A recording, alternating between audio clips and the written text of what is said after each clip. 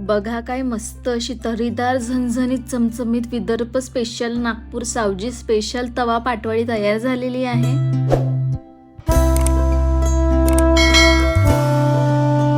नमस्कार, मी Ashu. I am Ashu cooking चॅनलवर तुमचं सर्वांचं स्वागत करते। आज मी तुमच्यासाठी एक झणझणीत रेसिपी घेऊन आले आहे, ती म्हणजे विदर्भ स्पेशल सावजी स्पेशल तवा पाटवडी रस्सा भाजी। ही पाटवडी वेगवेगळ्या पद्धतीने बनवली जाते, त्यातलाच आपण दुसरा प्रकार बघणार आहोत आणि ही पाटवडी करायला खूप सराव लागतो। रेसिपी करताना मी खूप साऱ्या टिप्स दिलेल्या आहेत, त्यामुळे रेसिपी पूर्ण बघा। आणि रेसिपीला सुरुवात करण्याआधी जर तुम्ही माझ्या चॅनलवर नवीन असाल तर माझ्या चॅनलला लाईक आणि सबस्क्राइब करायला विसरू नका। तर आपण रेसिपीला सुरुवात करूया। सर्वप्रथम वाटण बनवून घेऊया। वाटण बनवण्याकरिता मी एक मोठा कांदा उभा चिरून घेतलेला आहे आणि सुकं खोबरं घेतलं आहे, थोडं पातळसं उभं चिरून घेतलेलं आहे। 1 इंच दालचिनीचा तुकडा घेतला आहे, 1 कर्णफूल घेतलेला आहे। आता आपल्याला मसाला भाजून घ्यायचा आहे, त्यासाठी मी कढई गरम करून घेतलेली आहे। त्यात थोडंसं तेल घालायचं आहे आणि आपण आता त्यात घालूया सर्वात आधी उभा चिरलेला कांदा। छान असं 1 ते 2 मिनिटं परतवून घ्यायचं आहे। त्यानंतर त्यात आपल्याला सुकं खोबरं घालायचं आहे, सोबतच दालचिनीचा तुकडा आणि कर्णफूल घालून छान असं परतवून घ्यायचं आहे। सर्व मसाले 4 ते 5 मिनिटं छान असं भाजून घ्यायचं आहे। आता हे सर्व मसाले छान असं भाजून झालेले आहे। मी हा सर्व मसाला गार झाल्यावर मिक्सरच्या भांड्यात काढून घेतलेला आहे। तुमच्याकडे आलं लसूण कोथिंबीरीचं वाटण नसेल तर तुम्ही याच मसाल्यात वाटून घेऊ शकता, पण माझ्याकडे वेगळ्या असल्यामुळे तेच यूज करणार आहे मी।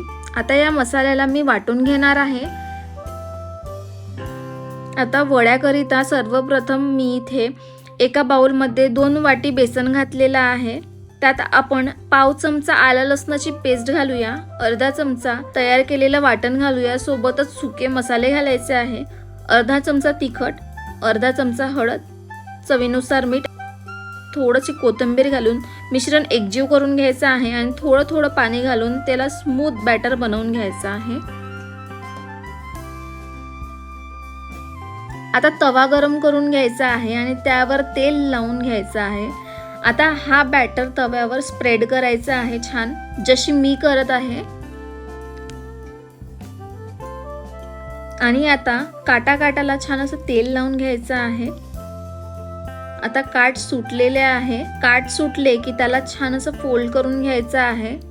जसं मी करते आहे तसं फोल्ड करा आणि प्रेस करा। आणि आता हे तव्यावरची वडी तयार झालेली आहे। आता त्याला आपण वड्याच्या आकाराने कापून घेऊया। आता आपल्याला भाजीची तयारी करून घ्यायची आहे।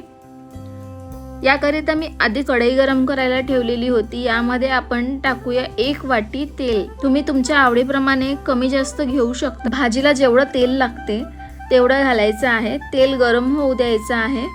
आपलं तेल छान असं गरम झालेलं आहे। यामध्ये घालूया आपण फोडणीसाठी जिरे आणि सोबतच घालूया 1 तेजपान।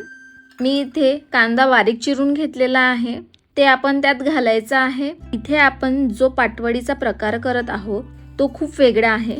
पाटवडी ही 4 ते 5 प्रकाराची केली जाते। मी याआधी सावजी स्पेशल पाटवडी रस्साची रेसिपी शेअर केलेली आहे। आता हा दुसरा प्रकार आहे, तो म्हणजे तव्यावरची पाटवडी। अजून मी बरेच प्रकार दाखवणार आहे।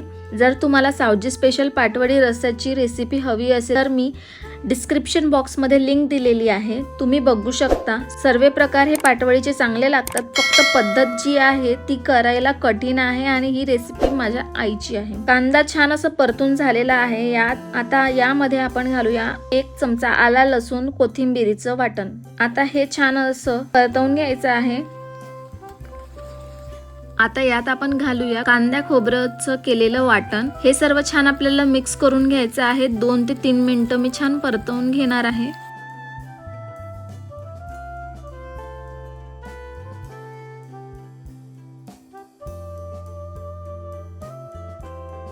आता हे आलं लसूण कांदा खोबऱ्याचं वाटण छान असं परतून झालेलं आहे। त्यामध्ये आपल्याला घालायचे आहे सुके मसाले, 1 चमचा लाल तिखट, चवीनुसार मीठ, पाव चमचा हळद, पाव चमचा धनेपूड।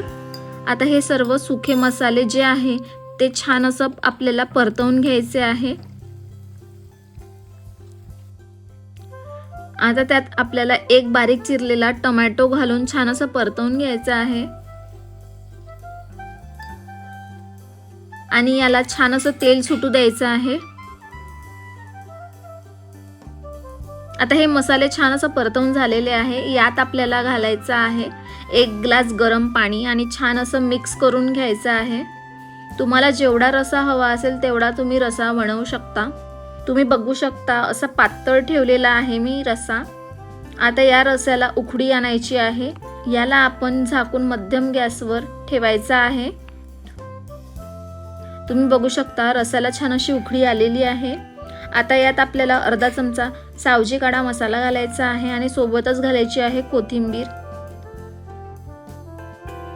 आता आपली भाजी सर्विंग प्लेटमध्ये काढून झालेली आहे।